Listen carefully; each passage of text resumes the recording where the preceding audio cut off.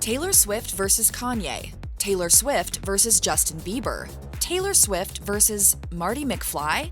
Here's a question: who doesn't have it out for the world's biggest pop star? Kanye West and Kim Kardashian may not be together anymore, but they presented a united front against Taylor Swift when they were married. The animosity between these parties began at the 2009 MTV VMAs when Swift accepted the award for Best Video by a Female Artist for You Belong With Me. Ye grabbed the microphone, interrupting Swift, and proclaimed that Beyoncé actually deserved the award. Swift took the professional insult in stride, but it left quite an impression on the singer. I was really excited because Kanye West was on the stage, and then I wasn't so excited anymore.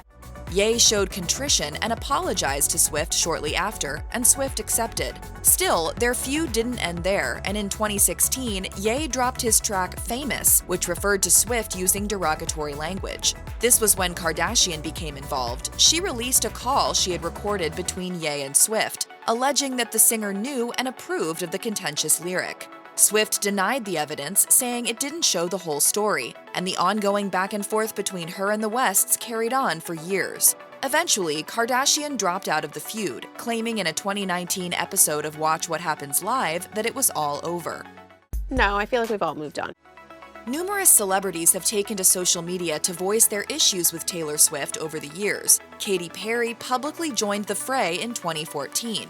This came about after Swift's 2014 interview with Rolling Stone, in which she alluded to her song Bad Blood being about another female pop star. Swift said, "For years, I was never sure if we were friends or not. She would come up to me at awards shows and say something and walk away, and I would think, are we friends, or did she just give me the harshest insult of my life?" Swift went on to explain that this person had hired many of her tour's backup dancers, which nearly threw off the whole production. After the article's release, Perry posted on X, "Watch out for the Regina George in sheep's clothing." Vintage. So adorable. Thanks. That is the ugliest effing skirt I've ever seen. While their feud continued for years, the two eventually made amends, hugging it out in Swift's 2019 music video for You Need to Calm Down. Perry also attended one of the Sydney, Australia performances of the Eras Tour in February 2024.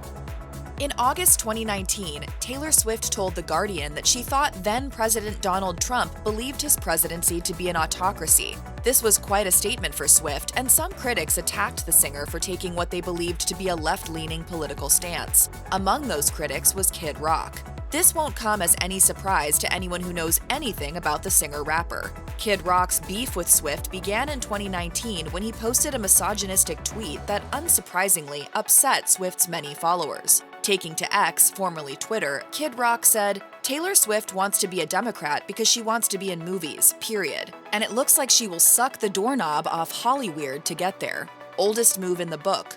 Good luck, girl." His words brought immediate condemnation from celebrities and online users, many of whom decried his tweet for being sexist and baseless. Sheryl Crow, for example, responded, "Spread love, not hate. End of subject." Rock never backed down, however, and the crude message remains up on X to this day. Troian Bellisario sat down for an interview with Cosmopolitan in 2016, in which the Pretty Little Liars star discussed everything from politics to other celebrities. When the conversation steered toward the ongoing drama between Kim Kardashian and Taylor Swift, Bellisario was asked which side of the conflict she fell on.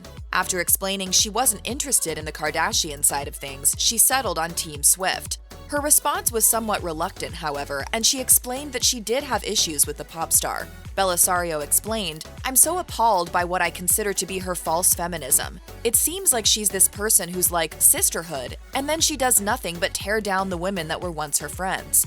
Bellisario further clarified that she wasn't happy with what she called the two-party system, referring to Kardashian and Swift, asking if she could choose the Green Party in this. Bellisario's comments drew criticism from Swift's followers and support from the other side of the fence. She later clarified her comment on X, explaining that she didn't have an opinion and wanted to be left out of it. She wrote, "I basically said I would like to have no opinion on the topic. I've never even met her."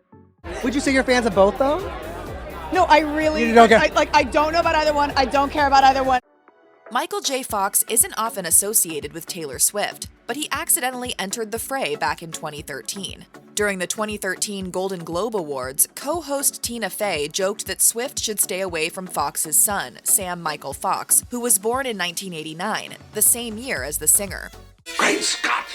Soon after, Vulture caught up with Fox and asked whether he would be okay with his son dating Swift. Fox responded, "I don't keep up with it all, but Taylor Swift writes songs about everybody she goes out with, right? What a way to build a career." He elaborated that he probably wouldn't recognize her if she came over for dinner, but would probably put it all together when she dropped a single calling out his son after their inevitable breakup. Fox's comments drew some condemnation online. However, Swift herself posted on X soon after. "Hey everybody, Michael J. Fox got in touch with me today and we are good. Thank you for having my back." Wendy Williams has never been shy about speaking her opinion, which is part of what made her talk show so compelling. Her beef with Taylor Swift began in 2015 when she fired shots at the pop star during her show's Hot Topics segment, dubbing Swift the Queen of the Mean. Williams even went so far as to say Swift's high number of Instagram followers masks who she truly is underneath. "I think that she's probably meaner than Beyonce and Kim put together." Oh, please. Williams further took issue with Swift's tendency to post images of her baking and cooking, saying, "She's trying to trick us into making us think she's a good woman because she bakes and cooks." 4 years later, the former radio host came out swinging at Swift once more on her show, calling Swift out after she took home 6 awards at the 2019 American Music Awards. While Williams admitted Swift was a gifted artist, she said she didn't believe the singer deserved her many accolades. Back when Calvin Harris and Taylor Swift were dating, Swift helped out her boyfriend on his hit 2016 track featuring Rihanna, "This Is What You Came For." Swift didn't take direct credit for her work on the song, however, which was officially credited to a Swedish pseudonym. When Swift's publicist confirmed her involvement in the song after Harris and Swift split in June 2016, Harris came out hard against her. Posting on X, he insisted that he had written, produced, and arranged the track, and claimed that Swift had said she wanted to keep her involvement secret. He wrote, "Hurtful to me at this point that her and her team would go so far out of their way to try and make me look bad at this stage, though." Harris continued posting negative comments about Swift, saying she should be happy in her new relationship with actor Tom Hiddleston. Harris wrote, "I know you're off tour and you need someone new to try and bury, but I'm not that guy, sorry. I won't allow it." Harris later admitted to British GQ that he had overreacted due to the media circus surrounding the situation and his own efforts to protect his artistry.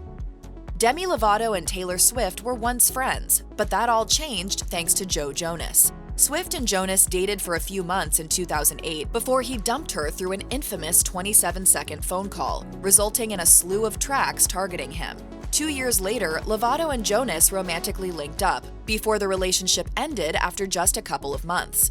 The drama between Lovato and Swift originally stemmed from their mutual ex-boyfriend, but that was only the beginning. After what appeared to be a friendship triangle between Lovato and Swift over Selena Gomez, Lovato expressed her distaste for Swift on X in 2016. She wrote, "I'm also ready for self-proclaimed feminists to start speaking out or taking action for women's rights." Calling out Swift's apparent lack of feminist support is a common theme in Lovato's criticism of the pop star. She told Glamour in 2016, "Don't brand yourself a feminist if you don't do the work." Lovato further disassociated herself from her former friend by condemning Swift's song Bad Blood, which was about her feud with Katy Perry. Lovato stated, "I think that having a song and a video about tearing Katy Perry down, that's not women's empowerment." Ted Nugent isn't the kind of singer you would typically associate with Taylor Swift, but he stepped into her world in 2023 when he shared his opinion about the singer on talk show host Joe Pag's radio show. There's no fire, there's no sensuality in that. It's all poppy nonsense as far as I'm concerned. While Swift's music and Nugent's aren't similar, it seems that Nugent couldn't help but strike a comparison anyway. Undeterred by the inevitable response to his comments from Swift's fans, he added, "Thank God I'm still around." Taylor Swift and Justin Bieber's beef with one another stems from many things, but more than most, it's her disapproval of his former relationship with her bestie, Selena Gomez. That relationship ended years ago, but the feud between Swift and Bieber never did. This has largely been due to Bieber's managerial relationship with Scooter Braun, who in 2019 became Swiftie enemy number one when her masters were sold to him against her will. But the bad blood also goes back to 2016 when Bieber uploaded a screenshot of him video chatting with Braun and Kanye West. He captioned the post, "Taylor Swift, what up?" To his credit, Bieber later attempted to apologize, but the singers never seemed to totally mend fences. Eventually, Bieber married Hailey Baldwin, bringing her into the ongoing feud with Swift on a number of occasions. In 2023, a user on TikTok shared an old video of Hailey making a gagging motion upon hearing a reference to Taylor Swift while co-hosting Drop the Mic with Method Man. Gomez herself eventually came out in defense of her BFF, commenting under the video, "So sorry, my best friend is and continues to be one of the best in the game." Singer-songwriter Ed Droste and Taylor Swift used to run in the same circles, but the two certainly aren't what you'd call friends. Their feud goes back to a since-deleted tweet written by Droste in 2015. It read, "Met a celebrity I always speculated was terribly calculated and mean, and they exceeded all my expectations of rudeness and arrogance. Hate. I'm too petrified of their insane power. No need to speculate, just had to voice my disgust." Droste's issues with Swift seem to go back all the way to 2012, however, when she was nominated for 3 Grammy Awards. He tweeted at the time, "Super relieved Taylor Swift is up for another award. Was worried she didn't have enough. Phew." Droste continued posting negative tweets about Swift on his X feed through the summer of 2015, and it didn't take long for Swift's squad to fire back. Gigi Hadid and Martha Hunt called out Droste in the replies, though Swift remained quiet about his distaste for her. This ultimately led to the Grizzly Bear frontman deleting his account in 2015.